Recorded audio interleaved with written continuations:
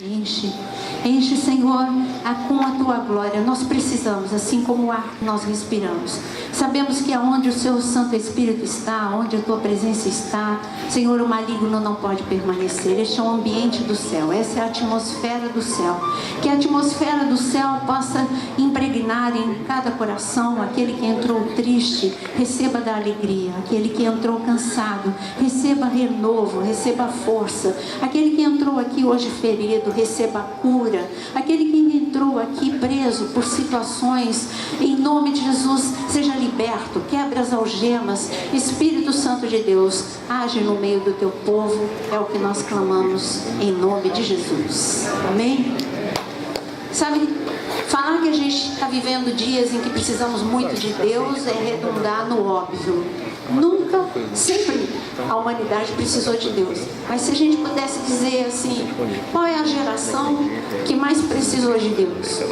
Eu arriscaria dizer que é a nossa geração. Você pode até me contestar e dizer, cada geração achou que a sua fosse a pior. Mas sabe, se você parar para pensar, liga um pouquinho o noticiário, eu só via estupro coletivo na Índia. Aí parecia tudo tão longe da gente. E agora você ouve, não é um, não são dois, são vários. Você ouvia algumas coisas como algo longe da gente, mas hoje fazem parte do nosso dia a dia. É uma realidade. Hoje as coisas são filmadas, matam um casal e filma declarando, sabe, fidelidade ao Estado Islâmico. E eu pergunto para você, e a tua fidelidade a Deus? E eu faço uma pergunta para você, como? Deus fez essa pergunta. Quem suportaria a vinda do Filho do Homem? Ele estava fazendo uma pergunta para a gente meditar. Nos últimos dias, quem vai aguentar? A resposta ele mesmo dá. Sabe quem vai aguentar? Quem estiver cheio do Espírito Santo. Se você acha que o Espírito Santo ficou lá no dia de Pentecostes, não. Você precisa continuar desejando, ansiando estar cheio do Espírito Santo. Você precisa, é algo tão necessário quanto é necessário você colocar a roupa para sair de casa, completamente imprescindível. Não tem como sair de casa sem roupa, não tem. Se você vai preso, ataque contra o pudor, você vai preso. Agora, como é que a gente ousa sair sem o Espírito Santo de casa? Ou com meia medida, com meio tanque, sendo que o ataque é violento. Sabe o que nós precisamos? Porque o Espírito Santo é força de Deus. Fala agora, eu preciso da força de Deus. Sabe para que você precisa da força de Deus? Em Isaías 28, está escrito o seguinte. Isaías 28, versículo 12. Desculpa, Isaías 28, versículo 6. Isaías 28, versículo 6. Está escrito: será o Espírito de justiça para o que se assenta a julgar, e ele será fortaleza para os que fazem recuar o assalto contra as portas. Você fala, que texto é esse? Jesus falou nos evangelhos. Ele disse que se nós não estivéssemos atentos, que o ladrão viria e arrombaria as nossas portas.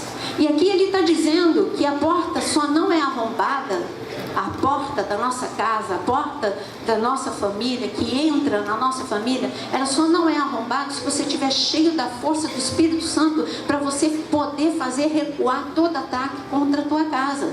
Mas como é que eu posso fazer recuar? O que é fazer recuar o ataque que vem à porta da minha casa? Porque quando você está cheio do Espírito Santo, Deus te avisa através de um sonho. Você sonha, você fica em estado de alerta. Eu sonhei algo com o meu filho. Então você não tem que ficar apavorado, entrar em desespero, angústia. Não, é só porque Deus está alertando. Você tem que orar pelo teu filho. Existe um plano, mas esse plano pode ser desbaratado se você entrar em intercessão agora. É assim que a gente faz recuar os ataques. Quando a gente faz recuar os ataques da nossa porta, é porque nós estamos tão cheios do Espírito Santo que nós ganhamos uma sensibilidade que faz com que você entenda o que não dá para ser entendido, faz com que você ouça o que não dá para escutar com ouvidos naturais, faz com que você veja o que não dá para ser visto com os nossos olhos naturais. Assim foi no Getsemane.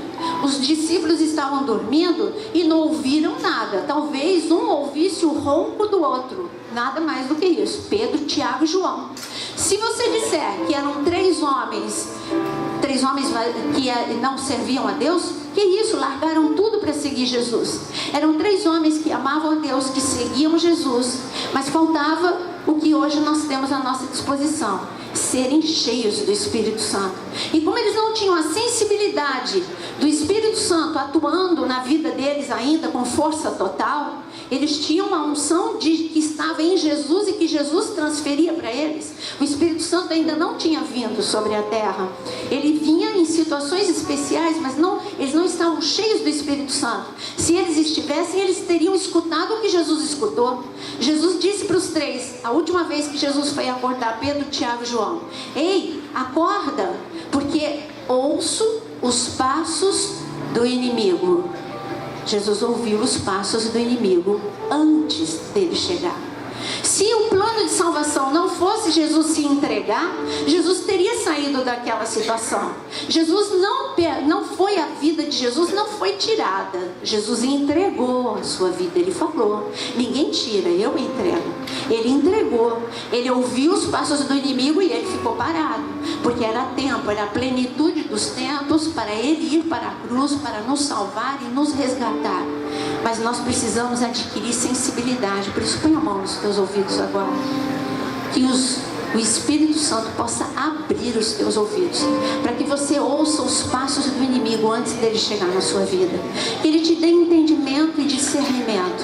Que ele te dê força, sabedoria e unção para você fazer recuar todo o ataque contra as portas da tua casa, em nome de Jesus. Amém? Amém. Quarta-feira passada eu falei de um homem que teve um ataque muito violento contra a sua família. E esse homem se chama Jó. Eu vou começar com ele de novo, mas ele não é a nossa pauta hoje. Quem hoje é a nossa pauta é José. Mas eu queria dizer uma coisa de Jó. Ele recebeu um ataque descomunal contra a sua família. Tudo dele foi tocado. Os seus filhos, o seu casamento, as suas finanças, a sua saúde. A sua casa foi atacada. A sua casa foi severamente atacada.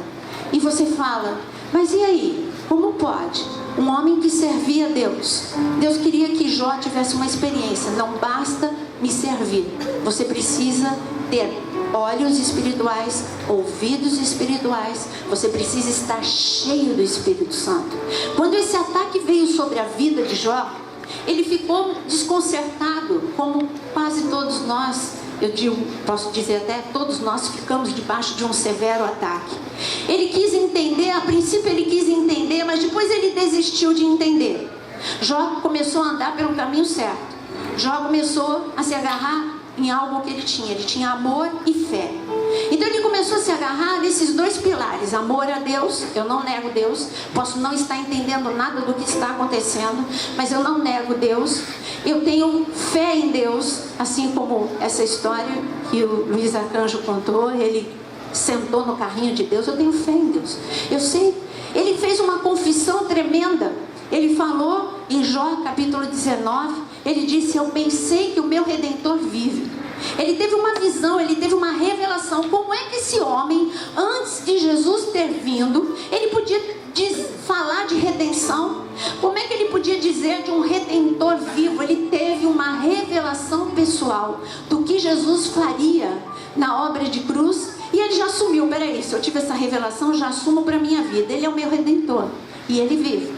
Eu tenho uma promessa para a minha família. A minha família vai ser restaurada. A minha casa vai ser restaurada. Tudo que é meu vai ser restaurado. Ele se agarrou a essa fé. E o livro de Jó continua acontecendo. Capítulo após capítulo, os amigos de Jó vão falando coisas vazias, religiosas. Sabe aquele tapinha nas costas que você não quer receber? Eu já recebi muitos tapinhas nas costas desse. Eu estou orando por você. Primeiro eu olhava assim: será que está orando mesmo?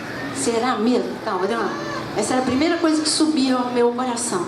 Segunda coisa, que era um tapinha assim, com frases prontas. Sabe aquelas frases prontas, assim, quando você está naquele problema, e aí a pessoa vem e fala: olha, mas Deus está no controle.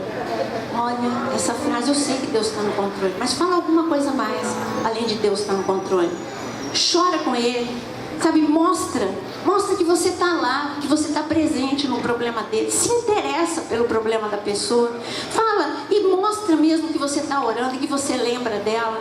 Mas aquele tapinha nas costas, Deus está no controle e estou orando por você, é meio difícil de aguentar num momento como o momento de Jó. Os amigos dele fizeram isso. Jó estava sem força para levantar e fazer recuar o ataque contra a porta da sua casa. Mas ele ia ficar cheio. Você vai ver a diferença de Jó. Vazio, só amando Deus, mas vazio do Espírito Santo, e Jó cheio. Mas para que Jó ficasse cheio, ele teve que receber um banho de realidade. Primeiro ele estava cercado de 3 amigos vazios, religiosos. Mas de repente tinha uma pessoa quietinha, chamada Eliú. E eu queria que você abrisse comigo Jó 32.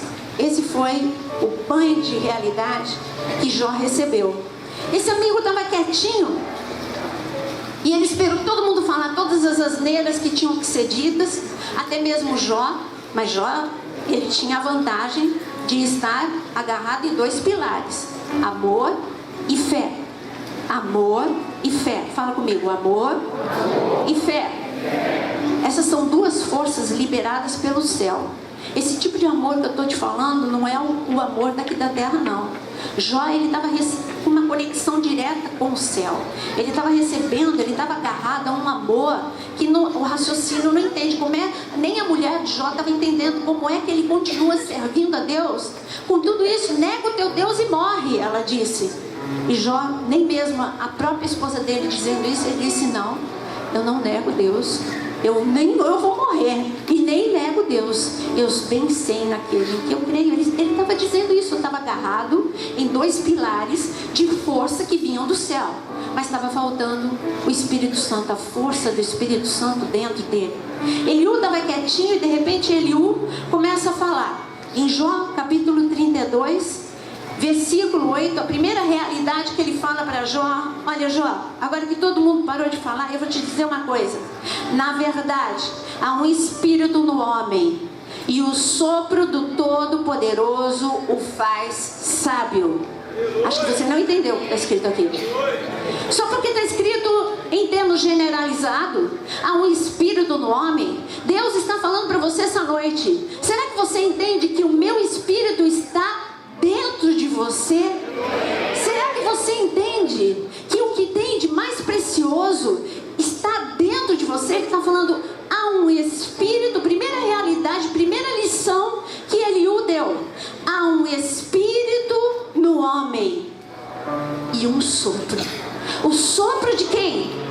Do Todo-Poderoso. Sabe quem é o Todo-Poderoso? A palavra usada aqui é El Shaddai. El Shaddai é o Todo-Poderoso, aquele que tudo pode, aquele que não há impossíveis. El significa poder, Shaddai significa o guardião dos portões de Israel. E o Todo-Poderoso, que é o guardião das portas de Israel, é o guardião das portas da tua casa, é o guardião da tua vida. E Ele é o Deus Todo-Poderoso, e esse sopro está soprando nessa noite sobre você. Abatidos, você pode receber agora força, renovo de Deus. Desanimado, receba agora o sopro do Deus Todo-Poderoso. Aflito, receba o sopro do Todo-Poderoso. Jó começou a respirar uma nova atmosfera. A atmosfera do céu, porque Eliú, ele tinha tanto do Espírito, que a atmosfera do céu estava sobre ele. Ele falava, era como o sopro do Altíssimo saía pela boca de Eliú. E Jó começou a beber as palavras de Eliú. E Eliú disse mais. O que ele disse? E o sopro do Todo-Poderoso te faz o quê? Fala comigo de novo, fala bem alto. Mais alto. É tudo que nós precisamos. Com a sabedoria, você entende todas as coisas. Sabe a sabedoria que estava sobre Daniel? Quantas vezes eu já falei falei isso nessa igreja? Não sei. Acho que eu vou morrer dizendo isso. Uma unção que estava sobre Daniel. Uma unção para resolver problemas difíceis. Quem quer essa unção?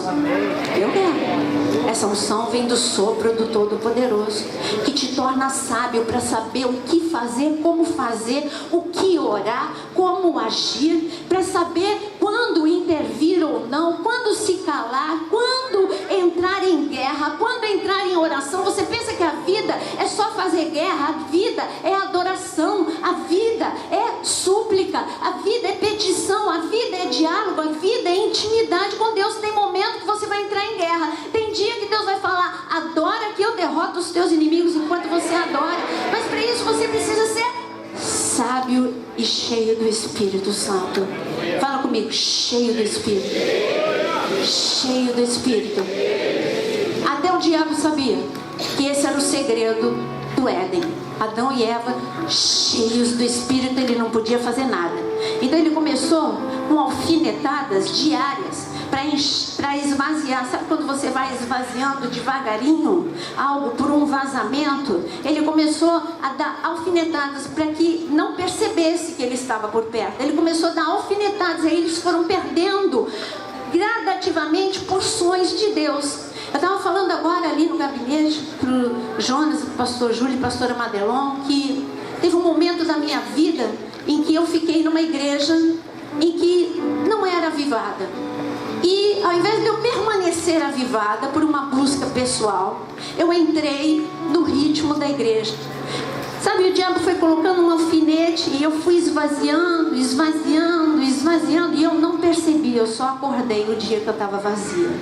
E o dia que eu estava vazia, eu já estava debaixo de severo ataque na minha saúde.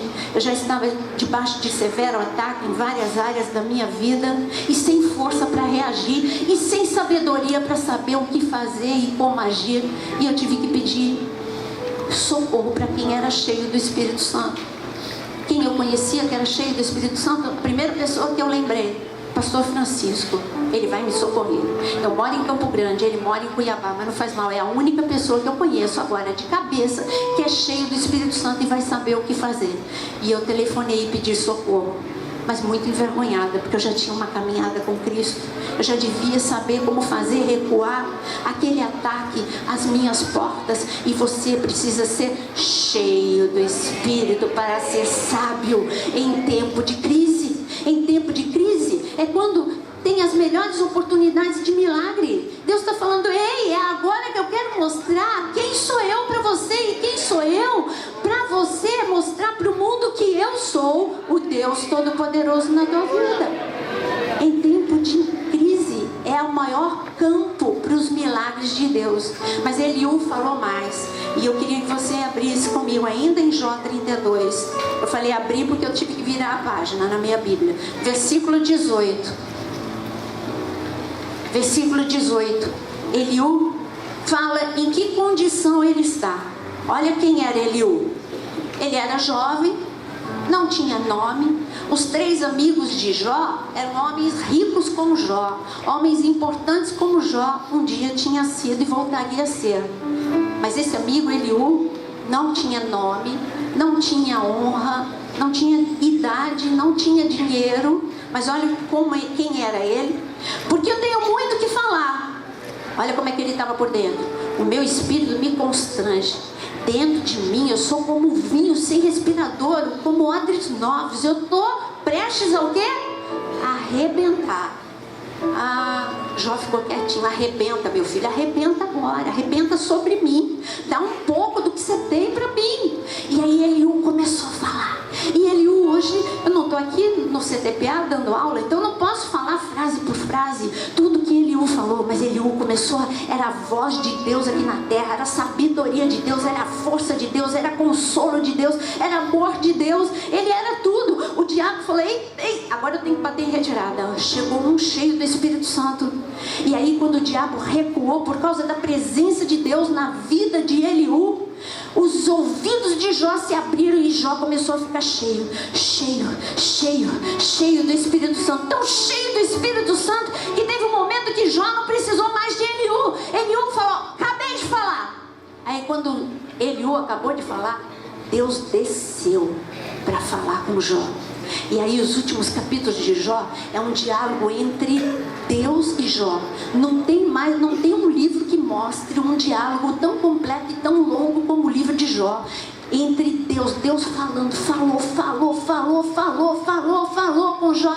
Mas por que Deus não falou antes? Porque os ouvidos de Jó estavam fechados, os olhos de Jó estavam fechados, ele estava vazio, ele ficou cheio, porque Eliú estava cheio, e ele se encheu do que estava cheio, do que Eliú tinha, ele se encheu do Espírito de Deus, até que Jó falou: sabe de uma coisa, Deus? Eu não te conhecia. Eu te conhecia de ouvir falar, mas agora os meus olhos te contemplam e eu sei de uma coisa, que os planos de Deus não podem ser frustrados. Quem revelou isso para Jó? O Espírito de Deus. Quem deu força para Jó? O Espírito de Deus. E o Espírito de Deus deu força para Jó, para ele levantar doente, porque ele não estava aguentando nem parar em pé. Quem deu força para doente? Ainda aos olhos humanos ele estava doente, ele levantou doente. Deus falou: olha, a tua oração doente tem mais poder do que os teus três amigos que estão sadios. Tem mais poder do que a oração deles. Levanta agora e ora por eles, porque você está cheio de Deus, Jó. E aí Jó, cheio de Deus, debaixo de severo ataque, mas ele já não enxergava mais os ataques. Quando você está cheio do Espírito Santo, eu disse, você não reclama, o dia não está cinzento. Quando você está cheio do Espírito Santo, você tem força quando você está fraco, você tem consolo quando você chora, você tem alegria no meio da crise, você tem paz no meio do tumulto. Quando você está cheio do Espírito Santo, você é a contradição, você é o céu na terra. Você é o céu na terra. Jó levantou debaixo daquela atmosfera, orou por seus amigos, e os seus amigos receberam a oração. Mas enquanto Jó orava, tudo começou a mudar ao redor de Jó. Porque quando você está cheio do Espírito Santo, meu amado, tudo começa a mudar ao teu redor. A primeira coisa que muda é porque o diabo não aguenta ficar em pé, e ele bate em retirada, e ele se afasta com todas as suas obras. A saúde de Jó voltou, as finanças de Jó foram restituídas, a sua família foi restituída, tudo foi restituído, porque Jó fez recuar o ataque que estava à porta da sua casa. Por quê? Porque ele estava cheio do Espírito Santo de Deus. Você precisa estar cheio do Espírito Santo de Deus. Fala comigo, eu preciso estar cheio do Espírito Santo de Deus. Não adianta eu te ensinar a guerrear, não adianta você ficar gritando. Se você não estiver cheio do Espírito Santo, ele não foge de você, o inimigo não foge, não bate em retirada. Você só vai estar gritando um grito vazio, você só vai estar aprendendo estratégias que não podem ser aplicadas na tua vida, porque você não está cheio do Espírito Santo de Deus. Mas quando você está cheio, você levanta a mão, ele bate em retirada. Você abre a boca, ele bate em retirada. Você dá uma palavra de ordem, ele bate em retirada, porque você está cheio. Tinha uma pessoa na Bíblia, eu falei de José, e eu queria que você abrisse em Gênesis 49. Uma pessoa na Bíblia chamada José. O nome dele parece contradição. O nome dele significa Deus acrescenta, mas a trajetória dele parece que foi só de perdas, não de acréscimo. O nome dele, ele tinha tudo para dar certo. Ele tinha promessa, ele nasceu debaixo de um teto de bênção, filho de pais muito especiais, e ele tinha tudo para dar certo, um nome especial. E a promessa que estava sobre ele, eu quero que você leia comigo no versículo 22. José, estava falando de Jó, né? Tem que vir Jó na cabeça. José é um ramo frutífero. Ramo frutífero junto à fonte. Seus galhos se estendem sobre o muro. Para até aqui. Aqui são as promessas para a vida de Jó. Vida de José. O que Jó falou? Os planos de Deus não podem ser frustrados.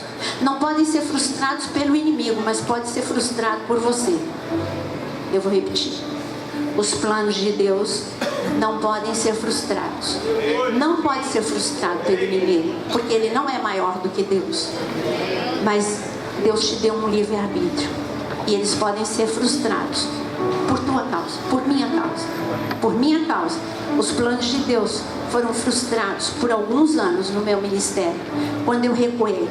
Não, e mesmo depois, quando eu voltei para Deus, os planos de Deus na minha vida foram frustrados quando eu não me entreguei totalmente, deixei o meu limite de não conseguir viajar sozinha e perdi todo um trabalho na França com pessoas já preparadas, porque eu disse, não, se o Jonas não pode ir comigo, eu também não vou. E eu perdi. Os planos de Deus foram frustrados na minha vida, em várias ocasiões, por minha causa. Não por causa do diabo, por minha causa, porque eu deixei que os meus limites tomassem conta da minha vida. Eu chego a uma conclusão, que o pior inimigo do homem não é o diabo, porque esse foi derrotado na cruz do Calvário. O teu pior inimigo é você mesmo, é a tua carne. Jesus deu esse diagnóstico para os discípulos. Ele disse, o espírito de vocês está pronto, mas a carne é fraca. Ele estava falando, olha, o problema é vocês, são vocês mesmos. Porque o diabo eu vou vencer ali na cruz, mas vocês vão ter que se vencer a cada manhã. Você tem que se vencer a tua carne a cada manhã. Então José tinha duas promessas. Promessa número 1, de ser frutífero. Sabe o que é ser frutífero? Você produzir bem em tudo aquilo que você faz. Você ser frutífero no casamento, você ser frutífero como pai, você ser frutífero na sua vida profissional, na sua vida ministerial. Uma das promessas era ser frutífero. E qual era a outra promessa? Ir além do muro, ir além dos limites da família dele, ir além dos próprios limites dele. Que promessas fantásticas! É tudo que você precisa, é tudo que eu preciso. Nós precisamos ser frutíferos e ir além. Levanta a mão e diz, eu preciso ser frutífero, eu preciso ir além. O diabo sabia dessa promessa de José. Ele falou alguma coisa? E aqui tem no versículo seguinte, está escrito, os flecheiros lhe dão amargura, atiram contra ele e o aborrecem. E aí você fala, peraí, alguém lembra aqui de Moisés na guerra? Alguém lembra?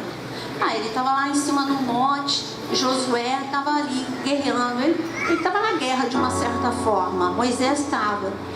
Davi, ele enfrentou guerra? Quem acha que Davi enfrentou guerra? Levanta a mão. Sim, a vida dele foi pura guerra. Tanto que Deus falou, você não pode levantar o templo porque na tua mão tem sangue.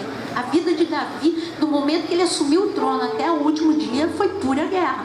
Então tem homens que dá para entender por que tem aqui uma palavra de guerra.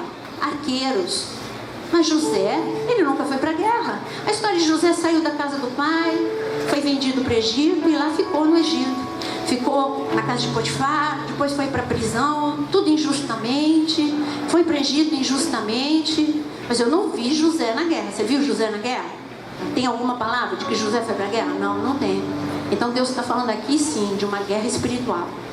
O diabo, ele viu que José era alguém especial. Assim como ele vê que você é especial. Diz para a pessoa do lado, você é especial. Você é especial. Ele viu que José era especial. José era especial porque ele usava uma roupa especial, porque o seu pai o amava de uma forma especial. E eu digo para você que você é o filhinho do papai. O Senhor te deu uma roupa especial e o diabo enxerga essa roupa especial que você usa. Essa roupa especial se chama roupa de herdeiro, roupa de filho. E ele olha essa roupa e ele tem uma raiva da tua roupa, assim como os irmãos de José tinham raiva da roupa especial que o pai dele tinha dado para ele. Ele tinha, sabe, José, ele era um garoto que tinha dons, ele tinha sonhos, ele tinha, enfim, ele era amado de uma forma especial por seu pai. Você tem dons e você é amado de uma forma especial pelo teu pai. Eu estou falando do Pai perfeito, o Pai celestial. E aí bastou isso para o diabo dizer, sabe uma coisa? Eu estou em desvantagem, eu não sou onisciente, eu vou fazer com que José frustre os planos de Deus para a vida dele. Eu não posso, mas José pode. Então eu vou atacar a vida de José com os meus arqueiros. Vem cá, arqueiros, vem cá. Deus fala na palavra de setas? Fala. Você cantou o Salmo 91. fala de setas que voam de dia. E aí ele chamou os arqueiros e falou: vamos lá, não é uma coisa frontal assim, sabe? Vocês vão ter que começar a esvaziar José. E vai atacando José com palavras, com situações, vai atacando, porque José vai desistir, José vai ser medíocre, José não vai ser frutífero, José não vai fazer recuar o ataque contra a casa dele, José vai ser um pai medíocre, um marido medíocre, um profissional medíocre, ele vai ser um servo de Deus medíocre. Nós vamos atacar, mas não atacar de forma frontal, vamos jogar setas. Esses arqueiros são especializados e eles começam na nossa infância. Assim foi com José, assim foi com Davi. E eles começaram a jogar situações que feriram José dentro da sua casa, palavras que feriram José dentro da sua casa. Quem aqui nunca foi ferido? Quem aqui não viveu situações que marcaram, que traumatizaram? José recebeu muitas setas, muitas flechas, como adolescente, como jovem, como criança. Sua mãe morreu, agora você não tem quem cuide de você. Você é sozinho, você vai ver quando você estiver sozinho. Meu irmão, ele não era cruel não, mas ele sempre falava assim: olha, se você não me obedecer, você vai ver quando você ficar sozinha comigo. Eu tinha um medo. Ele não queria fazer nada, mas aquela ameaça já me deixava, é melhor eu fazer o que ele quer, senão quando eu estiver sozinha com ele, ele vai me descontar em mim. Nunca fez nada, mas o medo me intimidava. E então, quando José ele começou a receber essas setas, entraram muitas coisas, entraram frustração, baixa autoestima, entrou tristeza, entrou angústia. E eu sei disso, sabe por quê? Porque quando o irmão dele entrou num confronto, ele falou: olha, lá no poço a gente ouviu o choro, o clamor, a aflição, a angústia de José e não fizemos nada. Já pensou? Ele estava nesse estado. Então José já estava, o espírito começou a esvair, a sair um pouquinho, e ele começou a ficar mais esvaziado. Aí você fala: mas eu vejo uma trajetória fantástica de José, mas não condiz com algo que a gente vai ver um pouquinho mais tarde.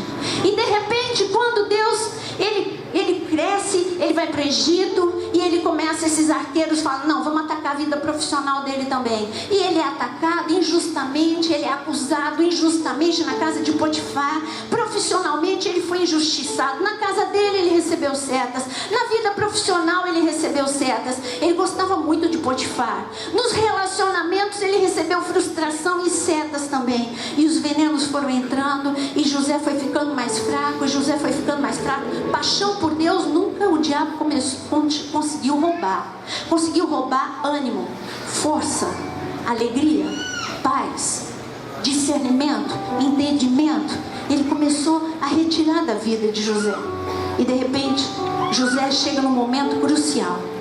Ele tem, depois de muitos anos longe dos seus familiares, esquecido por seus familiares, injustiçado na terra da aflição, como ele mesmo fala, injustiçado por amigos, por pessoas que ele ajudou. Sabe aquela coisa? Puxa, eu ajudei tanto essa pessoa e essa pessoa me traiu. Era isso mesmo que ele viveu.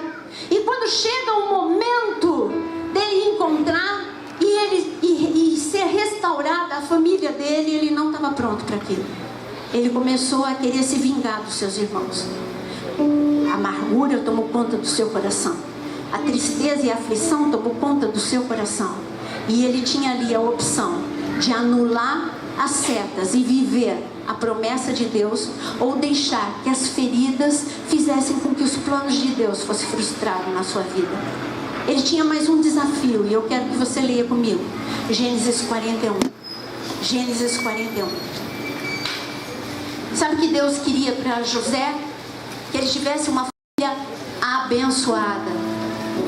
Repete comigo: Deus quer que a minha família seja abençoada.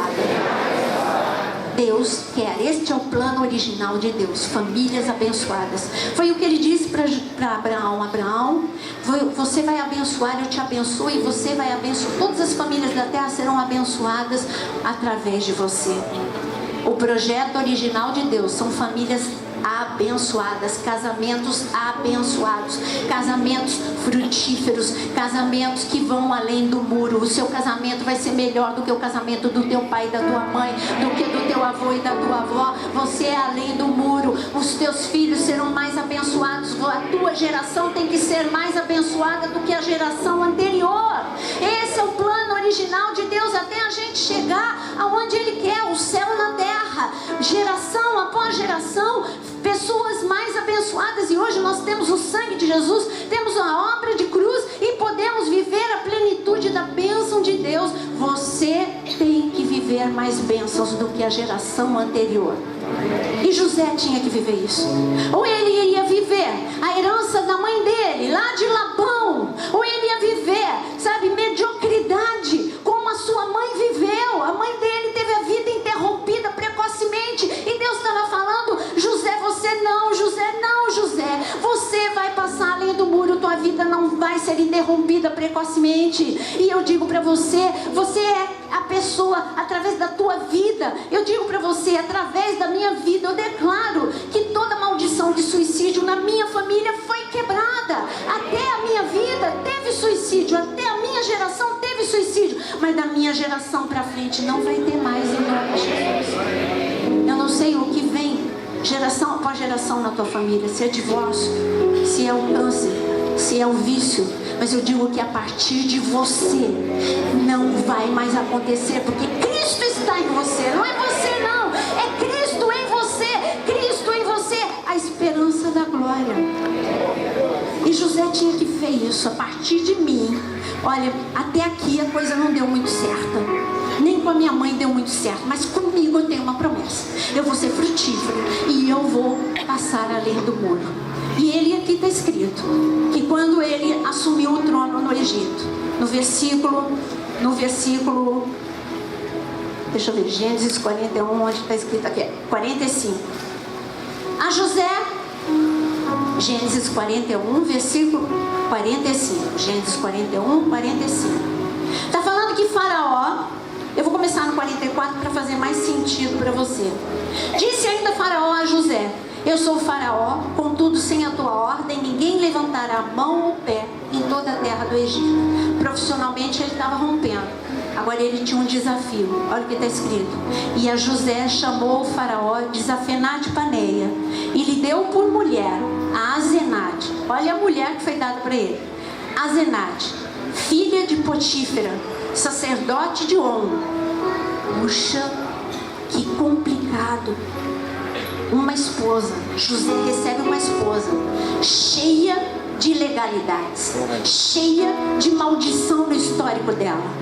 José tinha uma promessa: José, a minha promessa é mais real do que a maldição que está na vida da tua família, da tua esposa. Eu quero dizer para você, José, eu posso transformar a vida da tua esposa. Meu querido, você que está lutando pelo teu casamento, eu digo que Deus pode transformar tudo. Deus pode transformar tudo. José, ele ficou diante de um desafio. Senhor, não fui eu que procurei, o senhor está entendendo? Olha, aconteceu. Agora eu já estou casado, agora é um fato, eu estou casado. Eu quero a minha família abençoada. Deus começou a ministrar no coração de José. Promessa para a tua vida: você pode fazer recuar o ataque contra a porta da tua casa. Você pode, teu casamento pode ser abençoado, teus filhos podem ser abençoados. Primeiro, José se enche do meu Santo Espírito. Segundo, José tira o efeito das flechas de dentro do teu coração, ou nada vai funcionar. Tira agora o efeito de tudo aquilo que essas flechas fizeram com a tua mente, fizeram você pensar de uma forma doentia, fizeram você pensar em cima de uma falta de perdão, de uma aflição. Você precisa tirar agora, mas você precisa do meu Santo Espírito para te curar. Você vai ter 2 filhos, José, e se você me escutar, José, os teus filhos vão ser mais abençoados ainda do que você. Olha, José pensou. José, você fala, mas aonde que está isso, pastor? É só você ver. José chega em Gênesis 50 dizendo para os seus inimigos, aparentes inimigos, que eram os seus irmãos, que não eram verdadeiramente seus inimigos. Ele disse: vocês intentaram o mal contra mim, mas Deus fez porque Ele quis. Deus permitiu. E hoje tudo que aconteceu aconteceu produziu vida para mim e para vocês. Ele entendeu que Deus nunca esteve fora do controle da situação. Ele entendeu que ele tinha que liberar perdão e tirar essas setas do coração para ele ser forte e cheio do Espírito Santo, assim como Jó. Já pensou Jó dizendo: Senhor, mas olha só, eu sou vítima, olha, o meu vizinho lá, nada acontece com eles, eu que eu te amo, eu que te sirvo, olha, o ataque veio à minha porta. Deus não quer que você entenda nada. Fala, eu não preciso entender nada. Você só precisa ser cheio do Espírito e crer no Deus Todo-Poderoso. É isso que José precisou entender. Eu preciso ser curado. Número 1, eu preciso ser curado. Eu preciso esquecer o que aconteceu na casa do meu pai. E aí ele colocou o nome do filho dele de Manassés. Eu sei de uma coisa, que Deus me faz prosperar na terra da minha aflição. E ele colocou o nome de Efraim. Eu preciso ser curado. Eu preciso ser cheio do Espírito Santo. E aí eu vou ser sábio. E aí eu vou ter sabedoria não só intelectual. Eu vou ter sabedoria espiritual e emocional. E cheio do Espírito, ninguém vai me segurar. Ninguém vai me segurar. José, agora eu quero que você volta para Gênesis 49. Vamos ver o que aconteceu com José? Gênesis 49.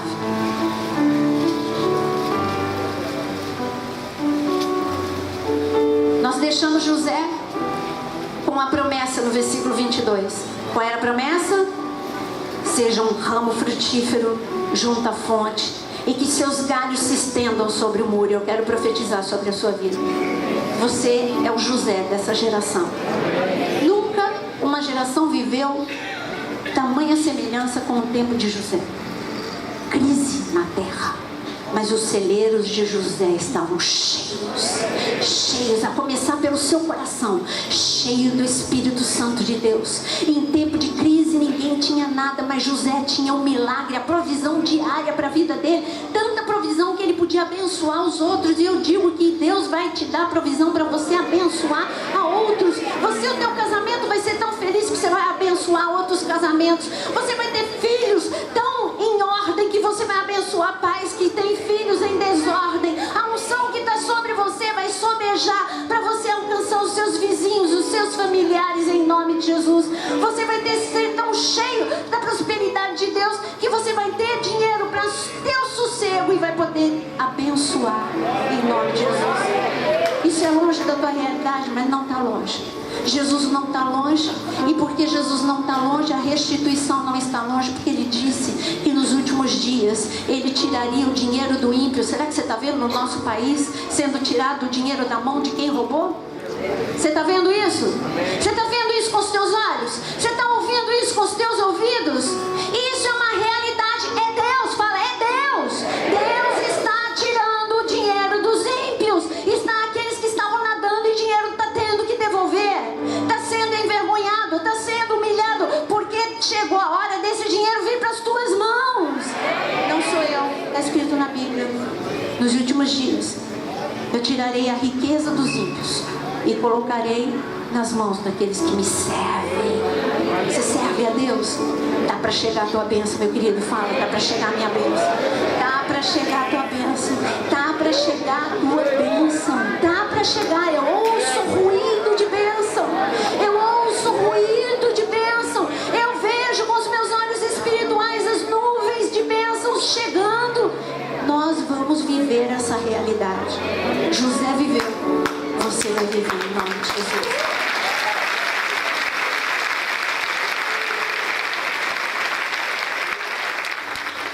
E aqui está escrito: José recebe. Seja um ramo frutífero nessa geração.